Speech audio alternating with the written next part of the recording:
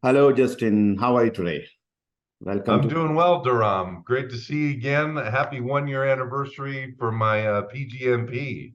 I know, can't believe this. It's 1 year of you completing your one of the major milestone on this day, 1st of October, 2022. I remember that day. I just don't know where the time goes. It doesn't seem that long ago, but here we are. We're in the final quarter of 2023 already.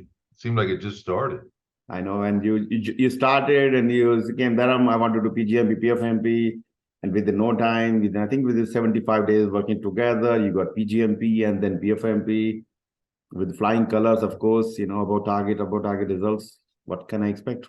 Uh, you did really well, and now you're helping me with bringing or building that knowledge pool with via this podcast series. And I like to appreciate for you for that. It's a contribution. Of course, you need to be ready for this topic. You need to find time to talk to me.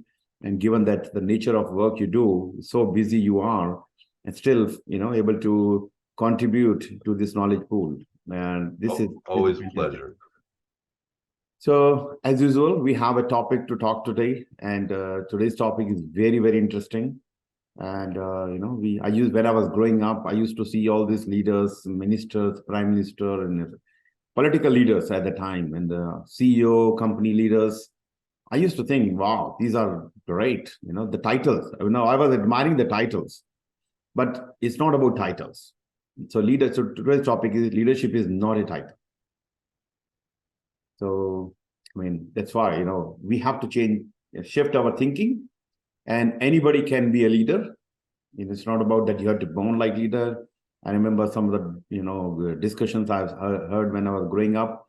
Leadership is like a title, or can you be born as a leader, or you can build yourself. And I think there is a lot of things we can do to build ourselves as a great leader, and contribute to the organization, and to the of course to self and to the community. So what do you Yeah, think? no question. Yeah. So Yeah. my first not a question, but is a leadership is an action, not a position. What do you think? Wholeheartedly agree on that.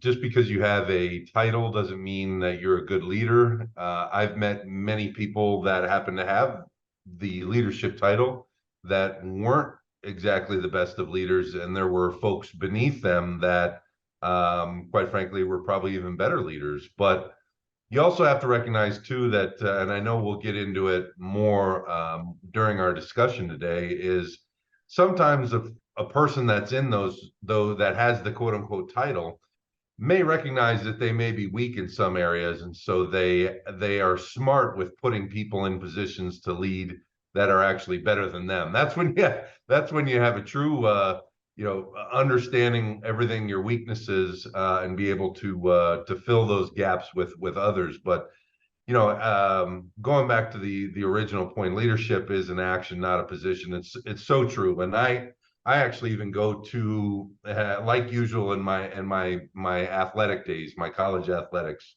You're only as strong as your weakest link. Mhm. And so, that it doesn't matter whether you're the team captain or the head coach, or a position coach. Each your individual position groups, you're accountable to each other. And so leadership within it doesn't have to be the top of the mountain. Each one is contributing to the organization or the team in some way, shape, or form, and all of it is valued. And I kind of always go back to, we win and lose as a team. And so, hey, as we win, everyone within the team has contributed to that. It doesn't matter whether it's that person that maybe didn't even play in the game itself, but they gave a good look at practice to give the players that were playing, give them a good look against the opponent to be able to prepare them for the battle ahead within the game. So again, everyone has a piece to contribute to the team, and so that is the most vital. And true leaders no matter what, again, doesn't have to be that in the title. They recognize that, and they will inspire those folks to be the next generation of leaders. So then you're playing with excellence, quite frankly, when you get to that level and be able to just inspire the next, to where, hey, you just keep the mantle going and going and going. And that's where you have within sports, you have these great dynasties that they just continue to they don't rebuild, they just reload, so to speak, in different athletics. And the same can be in business, where Apple has been the top of the heap for a long time in the smartphones. Certainly Samsung and the others have a piece of the pie, but Apple always gets the mantle, so to speak, because of the iPhone, and it was transformational back in the day. Yeah. And certainly took BlackBerry out of the market completely when they were dominating at the time. So, again, just continuing to build that talent, but then again, recognizing that everyone's trying to knock you off the top. So you have to continue to be grounded. And then that just goes into being, the actions. Are you being self-aware? You have the respect of others? Some of the things, specifically actions. I will never ask someone to do something that I'm not willing to do myself. That's the most important. And if you are someone that doesn't want to do something and tells someone else to do it, you're not going to have the respect of them, and they're not going to go the extra mile for you the next time. So I think having those particular things, the soft skills, and then being humble and have gratitude towards, your team members that you are in a position to lead, because it's an honor, and it's not something that you should take lightly. Yeah. I will actually go back to I've been blessed to be around a lot of great leaders. One of them was, he was a 3-star general for the U.S. Air Force, and ended up being the top Air Force officer in the U.S. He was General David Goldfein, and you can find his videos on YouTube and talking about servant leadership. He jokingly says, back when he was a lieutenant colonel, he was fighting in the in a war in the Balkans, and he was actually shot down. And it turns out that a couple young guys that he had never met before were in charge of going and finding him and rescuing him. Yeah. So here he was, hiding in the tree lines and behind enemy lines, and they ended up rescuing him. And as you got on the chopper to extract him, 3 men were all laying on top of him to protect him from the incoming fire. And of course, he jokingly says, well, gee, as the helicopter's going up, maybe I'm the one that's protecting them, because the bullets are going to come from below. So, but jokingly, he says that, but at the same point, he always says, especially to the young officers that will eventually be in leadership positions later, he goes, you don't know how you're going to react when you're in that situation. He goes, but you have from right now until that time to make sure that whoever's going to come rescue you, you have to be worthy of being rescued. Yeah. And so that one always hits home with me. It's on YouTube for General David Goldfein.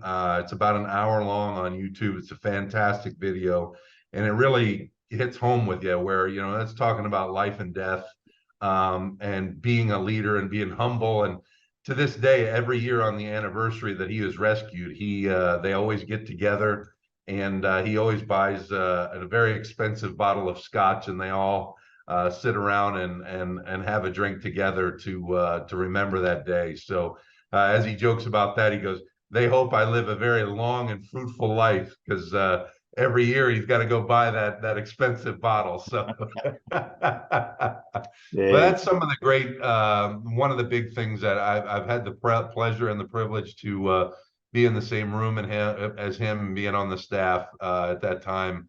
You're talking about a great leader, and someone that not only talks it, but truly lives it. Yeah, great. Well, thanks for sharing. This is a great inspirational story. Thank you. Other story, I like to share, and you know this guy very well, and you met with this guy in golf course somewhere in Middle East, I think. His name is Kapil Dev, if you remember this, yeah. And I admire this guy. He's a cricketer, and he was the one responsible for winning the game in 1983, the World Cup, first time India winning the game. And yesterday I was watching it's a entire team meeting on a TV program. This called Kapil Sharma show, comedy show. But he invited all the entire team together on the stage. It's probably done long time back. I watched yesterday only, but and the team was in miserable situation, 5 down at the score of 17 or 19 to winning the game with a big margin against Zimbabwe. First time, that was the big thing. And only person, actually, one of the best men who has a great record. His name is Sunil Gavaskar. He was admiring him. Because of him, because of Kapil Dev, we are sitting here. And this guy was humble, and no, it's not me, it's a team, entire team. Of course, it's a team. But leadership is very, very important. That's where, in the crisis, especially in the crisis, leadership is shown. Anybody can be leader. Hey, I'm going to go do this. These are just, I don't see them of course they are important.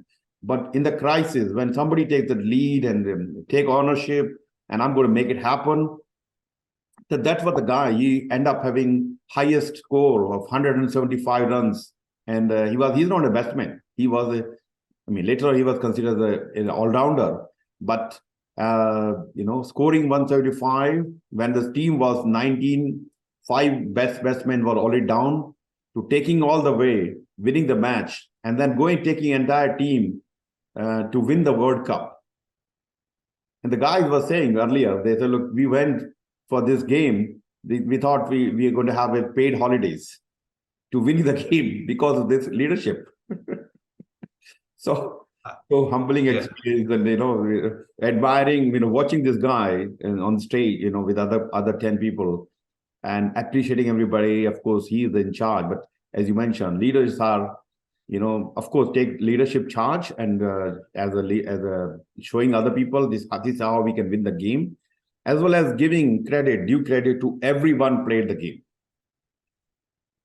Yeah, I will. I'll actually give you that personal story there with Kapil Dev. He actually is a good friend of one of my friends in Doha, and so I was introduced to him. This is Kapil, and so we got to playing golf, and I noticed how all the workers at the golf course in Doha, they'd be like sneaking around the corner, like looking at him and everything else, and I'm going, what is going on here? Who is this guy that they keep doing? And I keep looking around. And so after the round, we go into the clubhouse, and I happen to find one of the guys and going, what is the big deal? They're like, that's Kapil Dev. That's like the Michael Jordan of cricket for India. And I was like, oh, well, he's a fantastic man. But you wouldn't know. And but he is truly a humble man, like not just on the field of play, just in his normal life, he's just like a normal person, is going to talk to anyone that comes up to him, and is a great example of a true great leader, and very humble man. Exactly. Yeah, these are the people we look towards all the time. These are inspiration for many generations. And yeah, so look, I'm very happy. Somehow we all are connected, and we can look towards. I would suggest people who are watching this webinar podcast is, whoever you admire, you feel that he has added some value to you. I'm not saying you follow them. Take the best learning from them, and see if you can take them into your life. And I do get a lot of people talking, Dharam, I like the way you do and what you do, and I want to follow your path. He said, don't follow my path. Everybody's journey is different. See what you can take from my life into your life. That should be the thing. You cannot copy Justin's life, Well, Justin's life is different. My life is different. Everybody is different. Couple Dev's life different. So say, what can you find which can help you to become a better leader? Yeah, for me, I think one of the big things that I've done is when I've been in situations and maybe after the fact, I realized that maybe I didn't handle it as well as I could have or should have. I actually go and look at some of these mentors that I have, as well as some of the folks. Again, you can find some great leaders on YouTube from anywhere in the world, but seeing their strengths, like when you're watching, you can even, since we've talked about sports, look at Michael Jordan. One of the biggest things that you see a person like that, of course, everybody talks about, he won his first three world championships and then he retired and played baseball. But when he came back late in the season. They made the playoffs, but then ultimately they lost to in the conference playoffs, and it largely was because the ball got stolen from him and they lost the game. And what you see is when that summer during the off season, that's when he went and filmed Space Jam, the movie, and they ended up having to build an entire basketball court and everything, a workout for him, so he could practice in between shooting of the film. And it turned out that all who's who within the NBA would come out there and practice. Well, what he was doing was not only was he working harder than anybody on the on the planet, but he was also scouting all those guys while he was playing against them. And they came back and had, I think to this day, is the best record. I think they went 72-10 and won the world championship, and went on to win three more. But like when he failed and how he took it on himself, like, I will never let that happen again. And then for him to it's not necessarily certainly that instance where he had the ball stolen from him is not well known nowadays. They talk about how he came back and won three more. Exactly. And so those particular failures, so to speak, they're not remembered. It's how you respond to those particular issues is what truly makes a great leader and will be inspiring to others. So, that is just a sports analogy, but, certainly how people respond in situations where it was a failure, quite frankly. I mean, expectations for Michael Jordan, the Chicago Bulls back then was championship or bust, but and it's even harder to live up to those expectations, but they were able to do it. And then the main thing about these leaders is not just, anybody can fail. Life is not about always succeeding, and and I see life as wave. You go on top, you go down, where. But when you are at the bottom, how you recover yourself and going again better in higher top, better than the past time. That is the biggest. I feel the biggest trait of a leader. Okay, I'm not going to give up. What happened? Why I failed? What, then find out, lesson learned, and go all better, do better than that. Exactly. Whether it's a sports, whether it's a life, whether it's a organization, anybody can recover and go all the way, do better than in the past.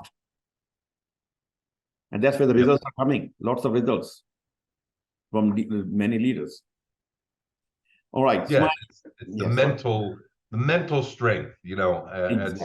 It's a hard one, but at the end of the day, that's the courage and the mental strength to be able to get through it and find a way. Exactly.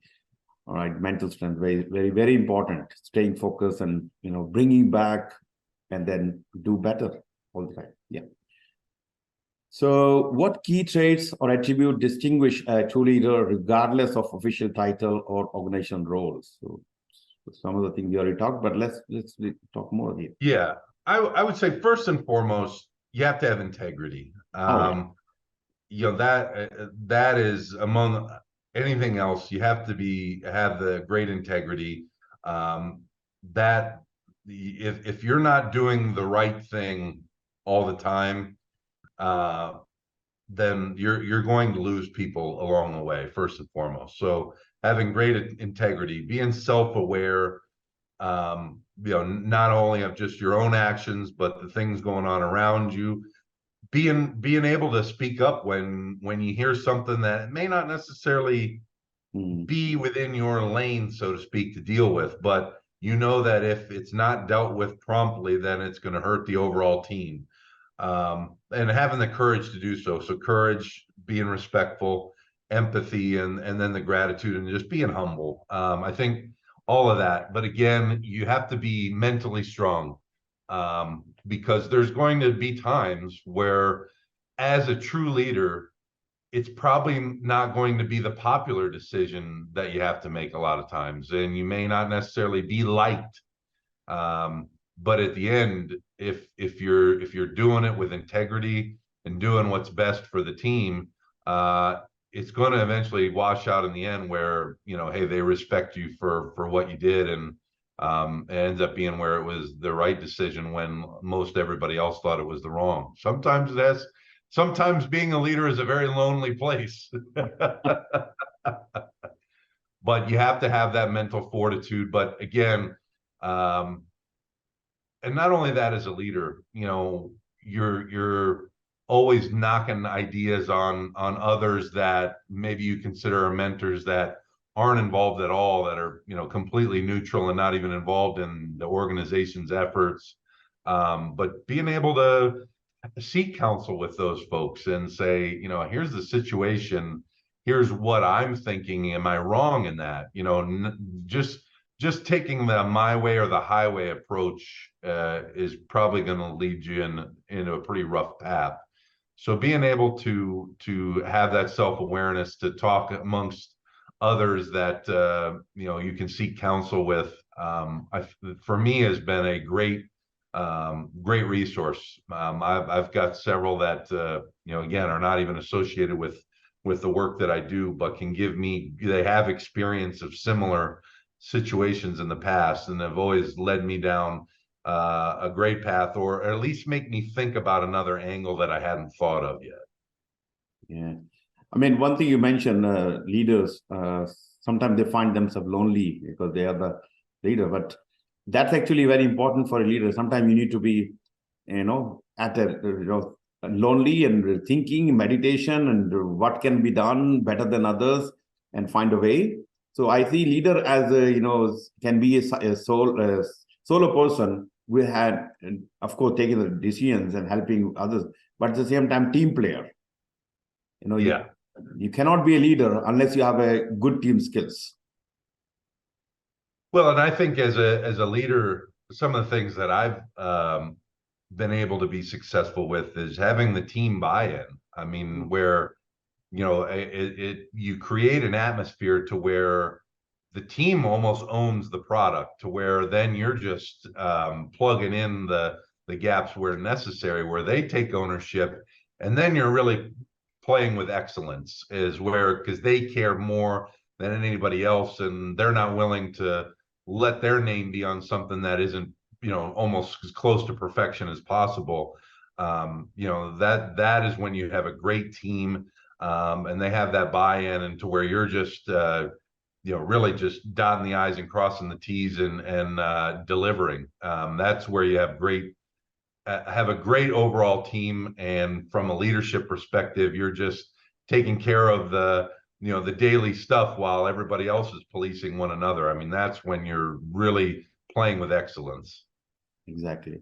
And as a leader, you need to have, leadership, as we, has to have a holistic view, but still having, eye on some of the things which can impact your overall program, projects, and whatever you're doing, organization. So holistic view, you will like vision for the whatever we're doing, and connecting dots together, show them that this is how we're going to achieve those visions. Yeah, you need to be transparent. One issue that I see a lot in organizations is that their workers are constantly wondering, okay, yeah, this is what I'm doing for the next 2 months, but then what after that? And they have no earthly idea of what is to come. And that can be very nerve-wracking for a lot of things. But being able to be transparent and let them know, give them the vision and kind of where you're going. And I recognize that you're not able to necessarily tell them everything, but to at least give them the vision and where we're looking to go, I think is very important so that they can keep keep their head held high and not be worried about, gosh, am I going to have a job here in a couple months? Because then that's when that doubt creeps in, and then you lose your team. And from a leadership standpoint, you're in trouble. Exactly. Exactly. Good. Yeah, look, there are good, really good points. And I think everybody should listen to these. And these are very important traits and help you to become be a better leader. And as I probably, I think, when I was growing up, I see these, some of the people are very good speakers and presentation skills are great. And I used to think, oh my God, I'm not near 0.5% of them. And how can be good leader? But I realized that speaking and presentation skills are a fraction of a good leader. These are important, but not everything. So being humble, being inspiring, being motivating others, putting them in instead of you. There are many things you can do. Yeah. Yeah, no question. Yeah. Why must organizations recognize and encourage leadership at all levels rather than solely relying on those formal leadership roles? Well, I think we've kind of touched on it a little bit. Creating the capacity for future growth and future leaders, number one, I think is organically growing within your own organization and building those next leaders for the group is important. As you yourself move up, well, you got to be able to make sure that whoever replaces you is going to be, keep the mantle going. So in that particular perspective, that's one of the reasons. But not only that, encouraging leadership at all levels is important to make sure that even the person at the very lowest of the rank chain is doing the right things. Because I look at it, the military, a lot of times the lowest ranking folks are typically doing some of the most important jobs. And so that it's almost like it can be a rite of passage that you have to go through this hardship to be able to move on to bigger and better things. But you really look at those 18, 19, 20-year-olds that are in the military, they're doing some incredible things. While you may have those 4-star generals at the top and going all the way up to the president, but the ones that are getting the job actually done are the young 18, 19, 20-year-old low-ranking individuals that are making a world of difference. And so I go back to kind of when we started earlier of everyone on the team has an important role to win. And so it is not to take anything lightly. I remember at one time when I was a young freshman in college football, is even though when I was not, I wasn't going to be playing, I had to prepare as if the next guy in front of me was going to get hurt and then I was going to be put into the game. So you still have to prepare mentally. You might not get the repetitions, but you still have to be ready in case that your name is called on. And so that's the kind of mentality that you have to train and prepare as if you are being depended on. Exactly. Yeah. I mean, look, this is something, as you mentioned, follow-up leadership. And again, it's not about the position. It's about recognizing the characteristics of a true leader and nurture them. Organization should nurture them, create an environment for them to grow and, let them lead some smaller tasks and then bigger tasks and bigger tasks. And you never know, the small, humble 18-year-old, 20-year-old boys, they're doing great. They have qualities or leadership. So identify them and nurture them and take them to the next level. Yeah, sometimes I've even done it with some of the folks that work with me, where once in a while give them a little rope, see if they take it, and sometimes throw them into the deep end of the pool and see if they can swim or not. And of course, you're always there to pull them out and take care of them. But that's the only way that they're going to be able to learn. And so being able to, be their safety net and expose them to some of those situations and see how they respond is the only way that they're going to be able to get better as well. Exactly. As we are coming out, our age, I don't want to reveal the age, but at the same time, we are not in the internet age. We are doing a lot of things by hand, so going out, playing in the garden or with other kids, and falling and getting up. And I noticed my parents were watching. They know that I fall down and running. Still, they let me get up myself and then run again. And that's what you have to do. And the people, when you allow them to take action in some role, they will not be successful in the first time, and they may fall down. They will make mistakes. Let them make. Look, making mistake is not a wrong thing. People do that, but if you don't learn from them, that is where the problem is. So let them take action. Let them fail. And let them learn from that. Of course, you are there as a coach, mentor, guide, and you can, hey, this is what you can learn from this. This is how you can be better. That's how you're going to be the Olympic gold medalist in the 100-meter freestyle race or whatever it is. And you realize that a lot of coaches have never ran themselves.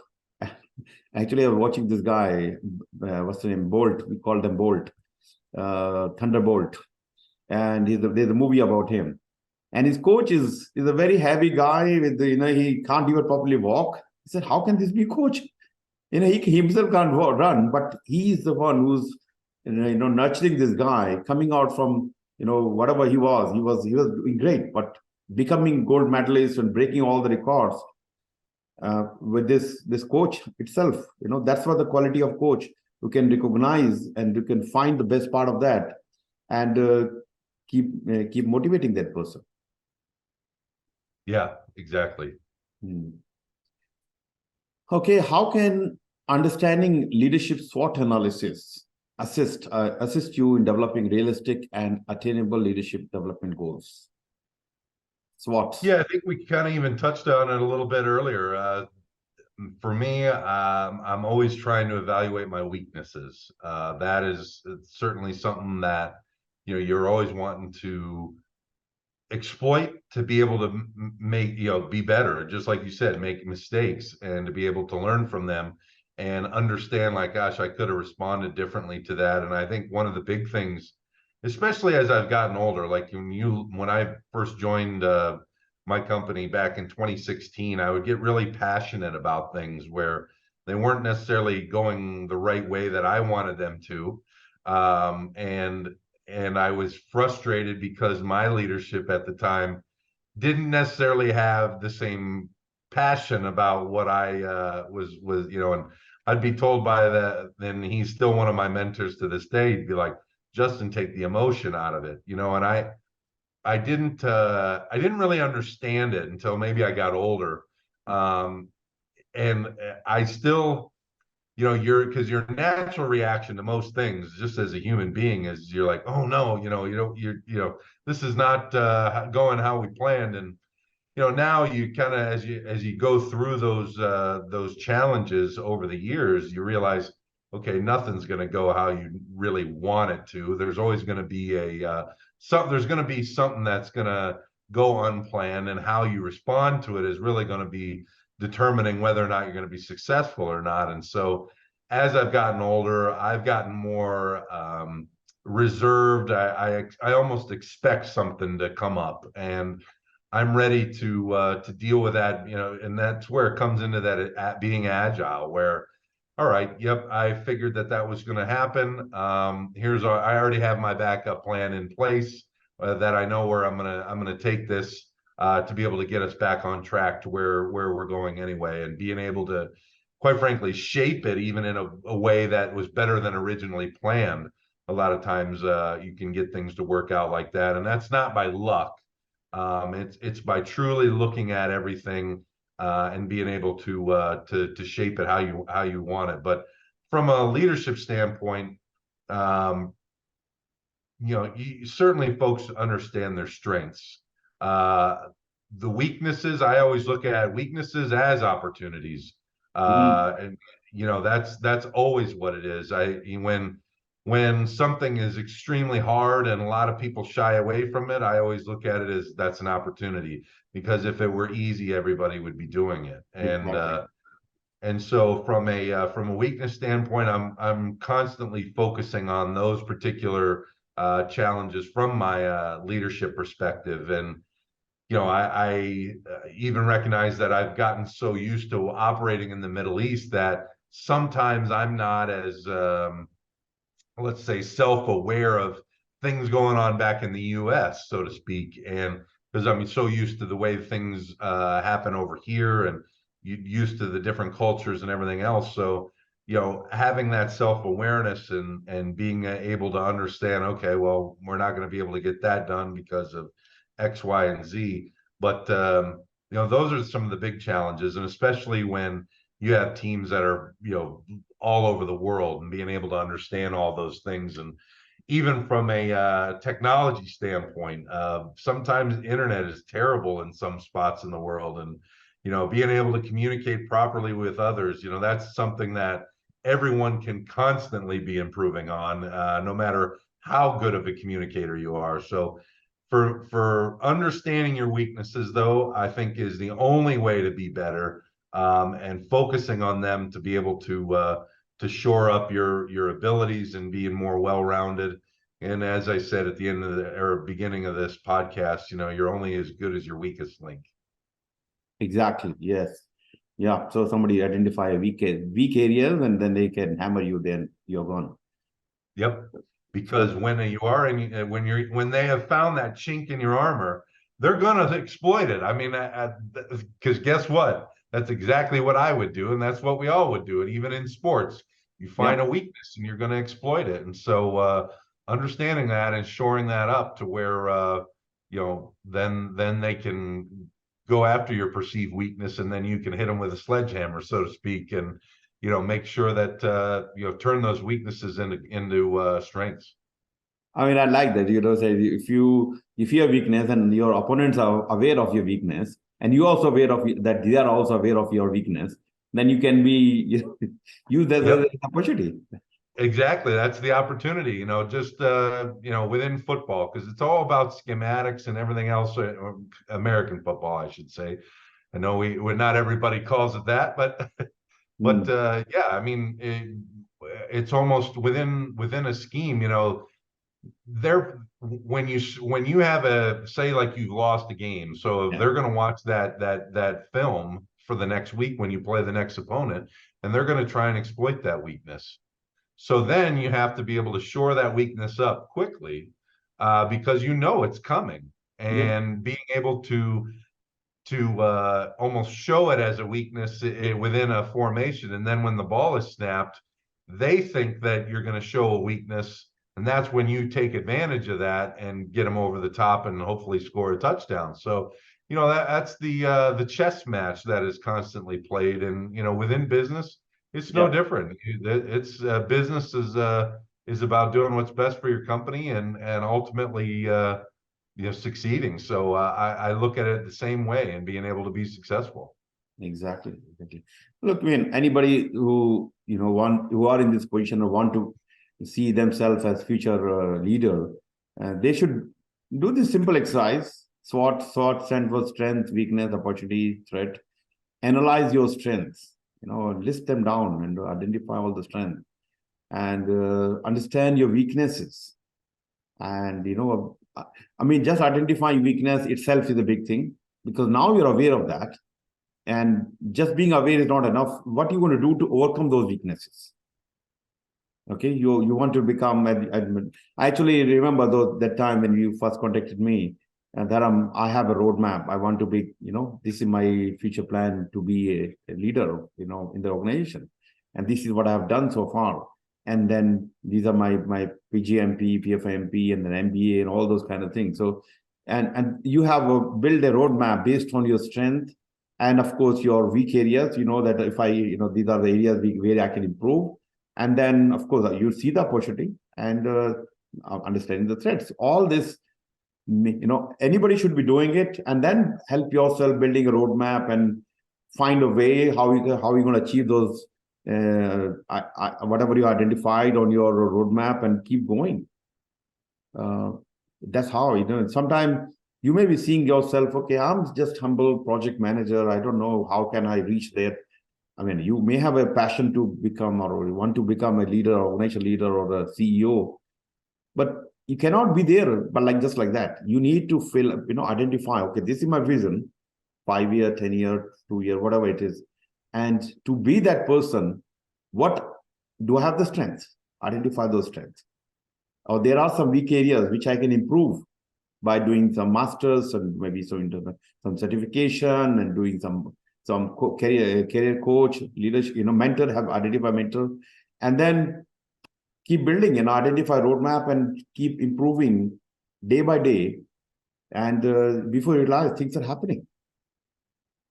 Yeah, how I kind of built my roadmap is I knew where I wanted to be. I didn't necessarily put a timeline on when I was going to get there, but I knew where I wanted to be. So what I started doing was I went on, people in that position's LinkedIn and looked at their education and their experience and everything else. And so I wrote all that stuff down. And then, okay, well, how are you going to differentiate yourself from someone that's within those particular channels of employment? And so that's how I really kind of built my own roadmap, is looking at that, how I'm going to differentiate myself.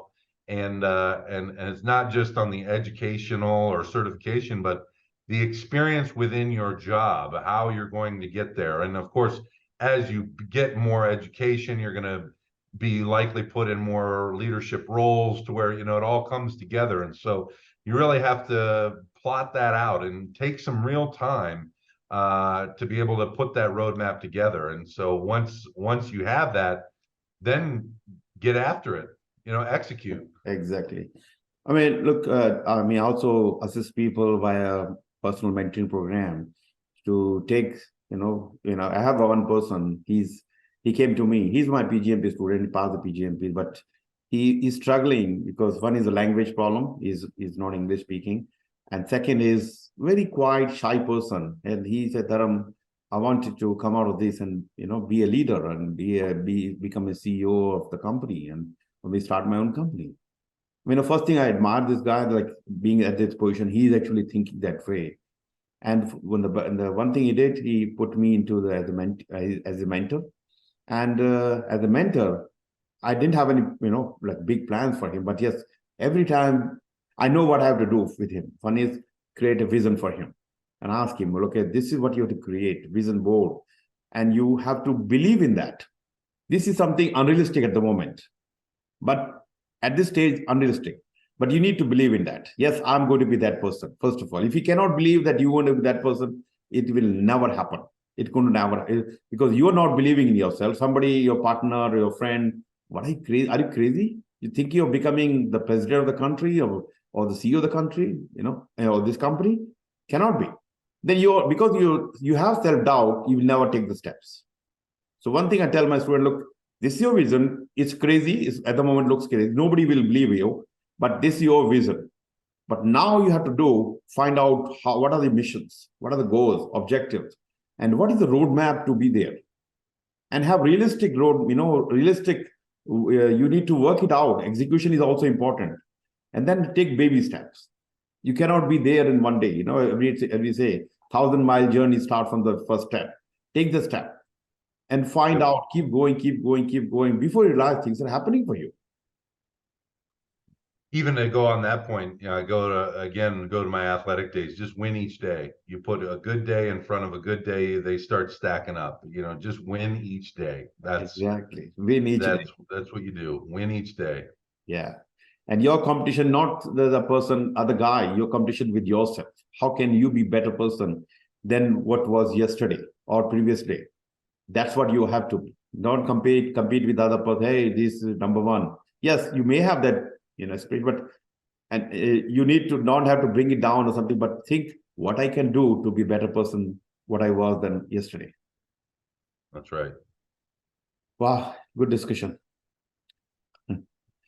How to handle conflicts or challenges that arise from being a leader and a manager. Can you share your experience? Yeah, this is always a fun one. Typically in my younger days, the conflicts, I wouldn't necessarily like it as much, but the way I look at it nowadays is when you have conflicts within your team, typically the way I approach it is they're having conflicts because they both care, and they just happen to see they know the end goal is the same, but how we might get to that may differ. And so I always approach it in that particular mindset. We're having conflicts because they care. If they didn't care, there would be no conflicts.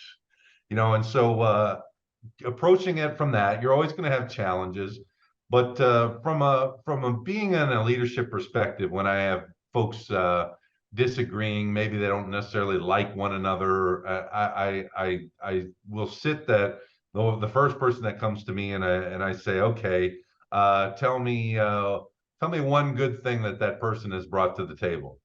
And nothing is not an answer. You have to find me one. And it goes to the end where I ultimately, what I end up by making them do that is basically get out from them as, okay, this person can help us win. You're just not necessarily using them in the right the right position. As they say within baseball, keep the infielders in the infield and the outfielders in the outfield. Basically, it's play to everybody's strength.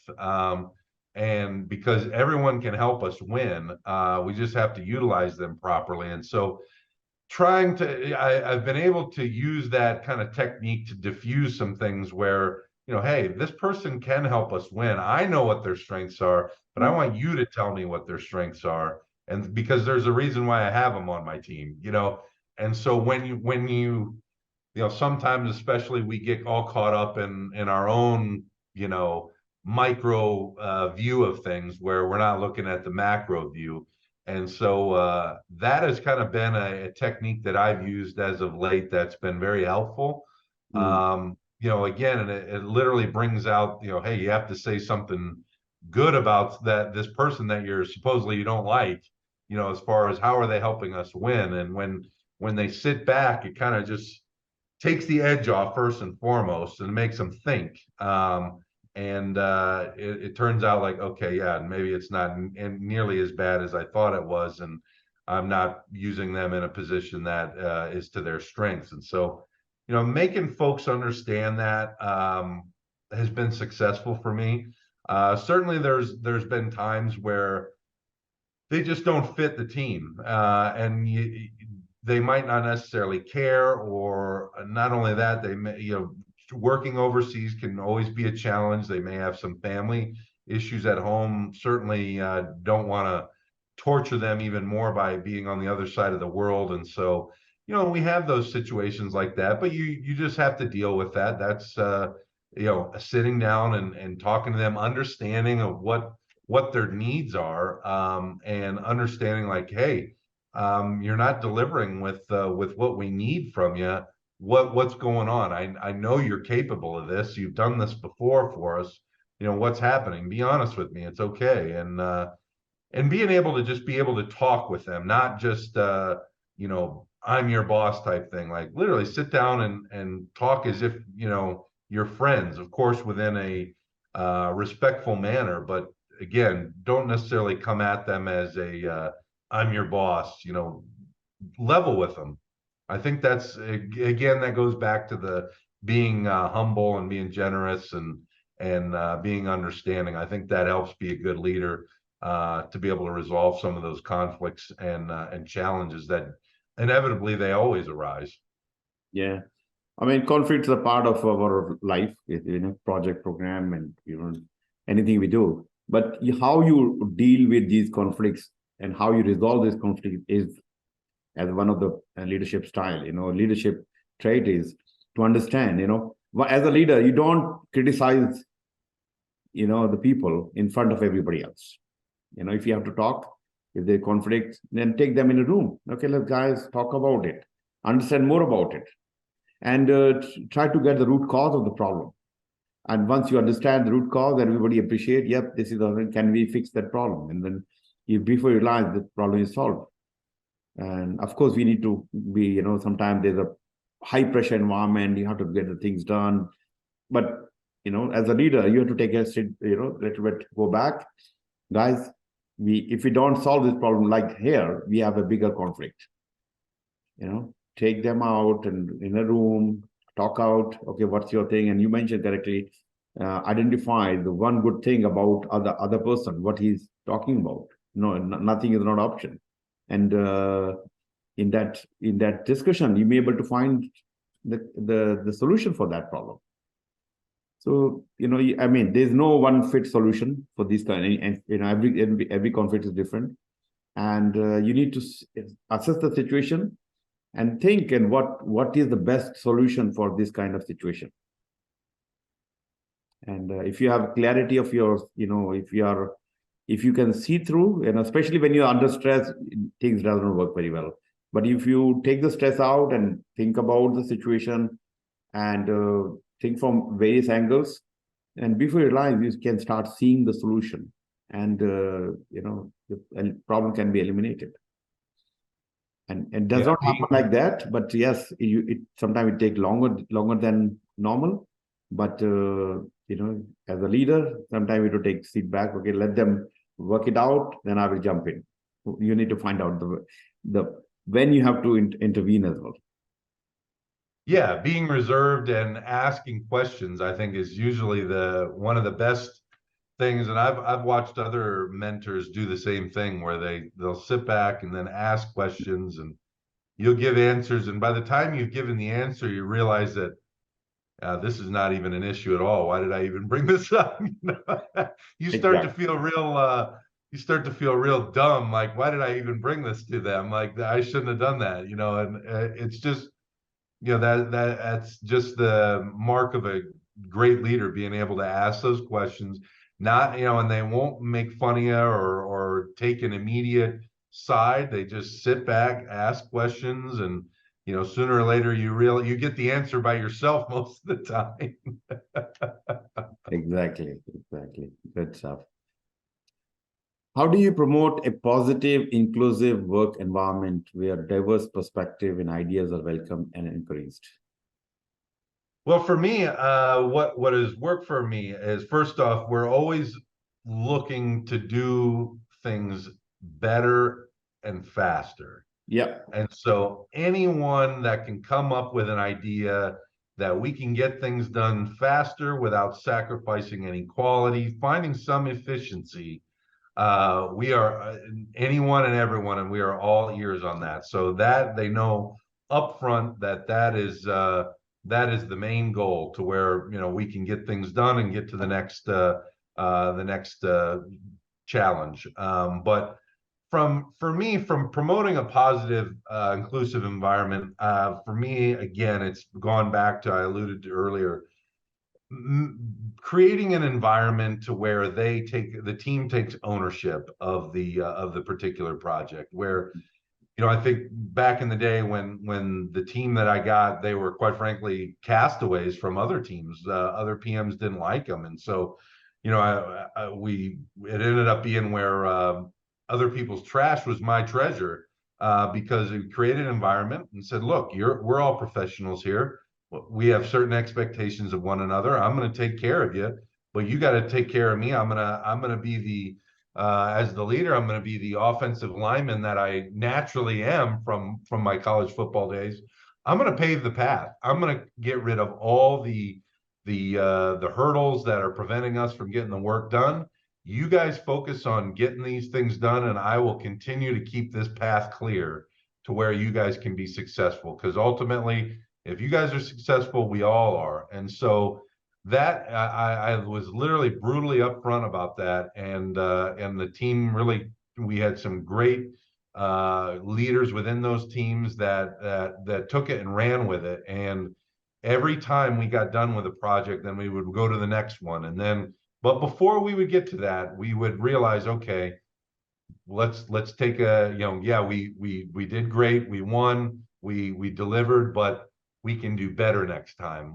There's a new design, or there's a new piece of equipment out that we can do two things in one, so constantly finding new ways to make the overall experience, number one, better. We can get it done faster. But then the other thing that is the most important, and I know I've talked about this many times, you have to have fun when you're working so hard. You have to be able to laugh, keep it light, be serious when you need to, of course, be respectful, but also make sure they don't feel like they're coming to work. They feel like they're coming to have some fun and get paid doing it. Quite frankly, is when you've really achieved a great team environment, to where some of my last efforts while I was still within program management, my biggest problem is I'd have to go and tell the team to hurry up, because they were having competitions amongst each other about who could make a prettier looking distribution box, and how the wires were tied in pretty and everything else. Like, what a great problem to have as a program manager, when they're chasing perfection. And you'll never get to perfection, but you achieve excellence along the way. And so that's when and then winning is contagious. So then when everybody else hears about it, like, gosh, they're over there, they're having fun, they're doing great work, and I want to be a part of it. So then, again, it's just a continuous cycle where you bring the new folks in, like, hey, this is how we do things. We have expectations. Yes, we have fun doing it, but it is serious work that we're doing. So, again, they keep that team ownership, to where, hey, if you're not going to do things right, then we don't necessarily want you within the team. So they police themselves, and so there's a standard expectations, and if it's not being met, then you either need to get it together, or you're not going to be part of the team long. So it's again, that's where you create an environment where you've got just a bunch of successful folks that continue to just keep winning. Yeah, great. I mean, I just want to talk, the example I gave earlier, the Kapil Dev and 1983, the World Cup, and most people were there just to, for paid holidays in UK. Why not? And they were just saying, okay, we have to go to US. UK is in between. Let's spend some couple of months there. That's what. But Kapil Dev was the one who believed that there's a possibility. And after winning that match against Zimbabwe, every team, the team was pumped. They know there's the possibility of going to the next level, to the semi-final. And once they got to the semi-final, there's a possibility to go to the finals.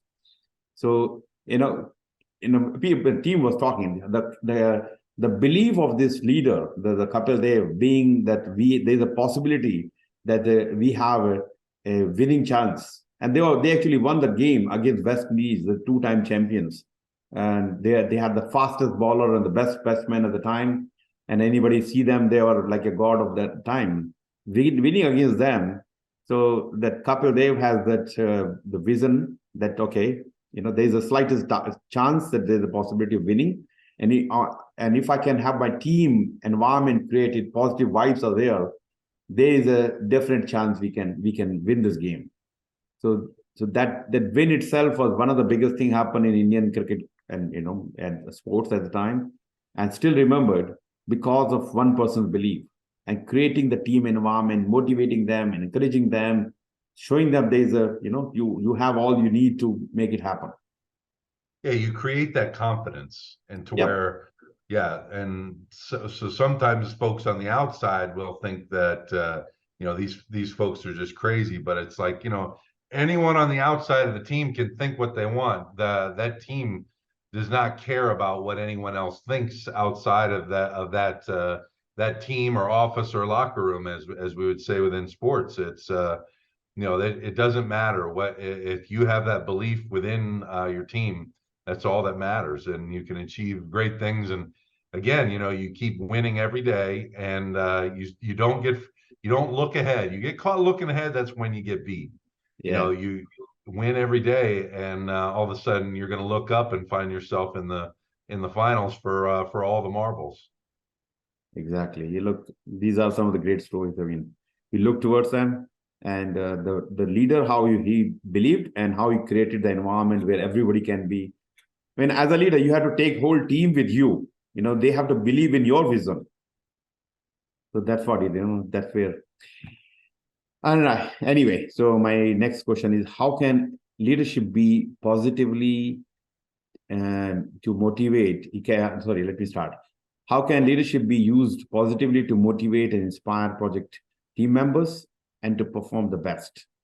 Conversely, how can misuse of power lead to demotivation and disengagement? Well, I think for the most part, we've talked about the first part of that question on the positive side. We'll talk about the conversely side, where the misuse of power leading to demotivation and disengagement. I think one of the biggest things that I've seen that can be demotivating is when a leader, let's say, makes a decision that is at a minimum perceived as favoritism. Yep. When the team doesn't think that it's been earned. And sometimes that may just be a perception, but it's on that leader to explain to the team why that decision was made. I think that is a critical piece of that, to try and make sure that you don't have any of that demotivation. Now, in disengagement, when that leader is not is holding everybody else to one standard, but isn't holding themselves to the same standard, I think is probably some of the biggest demotivating and disengaging actions that a leader can take. The do as I say, not as I do, is when you've lost the entire team. And so those I would say are the big ones. And the misuse of that, again, as I talked about with General Goldfein, making sure that you're worthy of being saved and being worthy of leading those people is something that you can never forget. Even he's, as that guy at a 4-star general, you've achieved the top of the mountain, but still being humble enough to recognize that without all those other folks along the way, you would never be where you're at. I think is the old adage of never forgetting where you came from.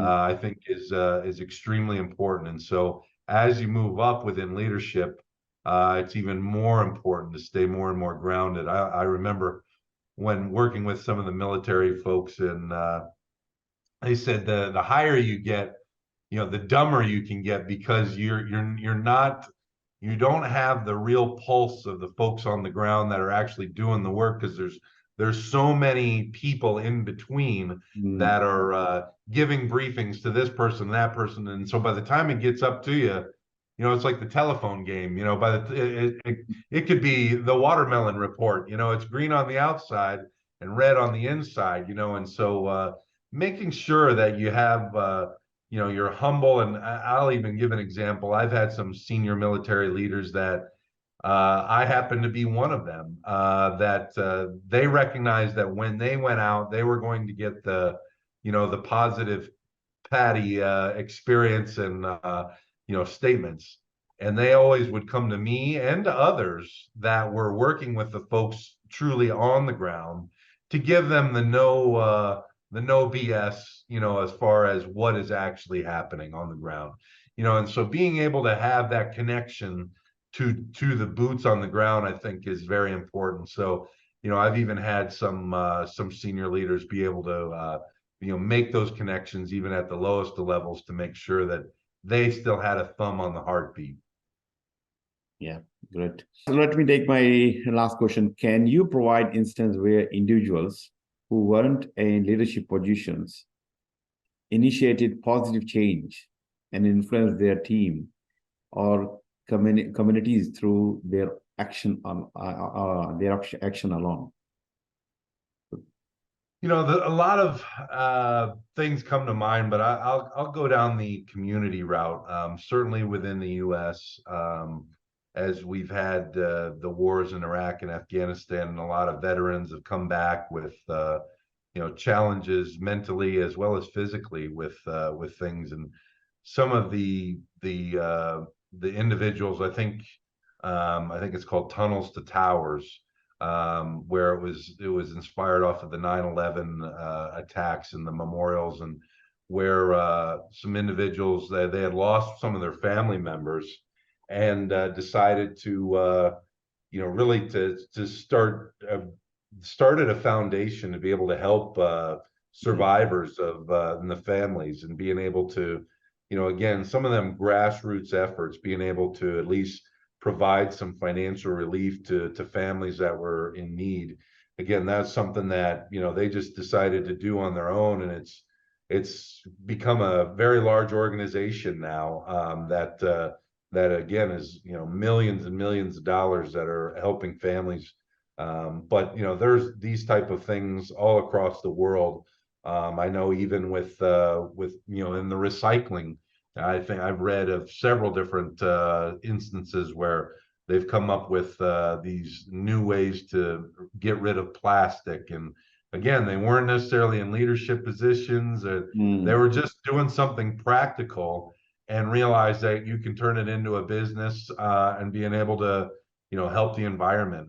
There's many different things, and even we've had instances within our company where they have been able to invent new computer programs and gadgets to be able to be more efficient, and obviously that's helps the overall company and the overall customer be able to achieve their objectives. So many different things. I think more than anything, especially as a leader, you want to encourage that creativity and ingenuity, and be able to create an atmosphere to where your folks that actually are doing the job, who better to figure out a way to do something better than the folks that are actually doing the job. And so I think you definitely, as a leader, have to recognize that and be able to create an environment to where they can use their imagination and be creative to achieve the next great invention. I mean, that's literally how it happens. Exactly.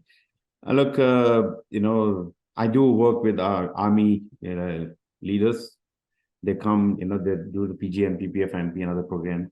I mean, some of the people are coming out, they have played a very important role in Afghanistan war and Iraq war and so and so.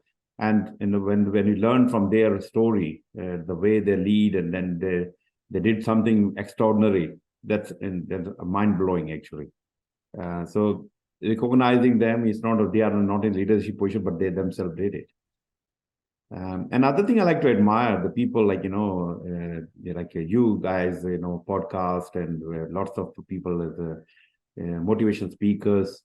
While we are not in the leadership position, but we are inspiring, making, impacting so many lives without realizing that. And you got inspired. I got inspired with some of the people who talked or we see, and that's where the cycle should continue. How somebody's learning can become part of your teaching, and then that learning can become teaching. So that's itself is it's not a leadership position, but how can we motivating? How can we building the next leaders as a that. Yeah, that's what my thoughts around this actually very important area. Yeah, being able to give back, use some of your own lessons learned. I mean, no one's perfect. We've all probably made decisions that we wish we had back, and do it differently. But as we've said, it's how you respond to that and be able to adapt and overcome that truly makes you successful. And so, but yeah, being able to be humble, I think, is one of the greatest skills to have as a leader.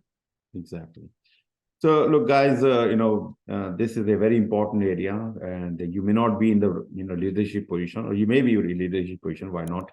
And see what you can do to make yourself a better person, and do, even though you may not be called a leader or project manager, program manager, but there are a few things you can do to help your project, program, portfolio, and organization, and your country, communities. Why not? And small value add can be a big thing for the organization. Don't see that, hey, this is just a small thing. No, that small thing can be a chain in the food, in a big nuclear, I don't want to say the nuclear chain reaction, but that small thing you do in your life can be a big impact to somebody's life. So No question. keep doing. So thank you, Justin, for your invaluable, so precious information you shared today, and you have been. And I'd like to thank you and all my podcast partners, and then, whatever my webinar partners. So we are collecting the knowledge together, and hopefully this knowledge is impacting or help other people to grow and to achieve their successes. And I do get a lot of positive information from people. Hey guys, Dharam, I saw your podcast with so and so person. It was so inspiring, so beautiful. So guys, if you see that the discussion you heard today has inspired you, motivated you, please let us know.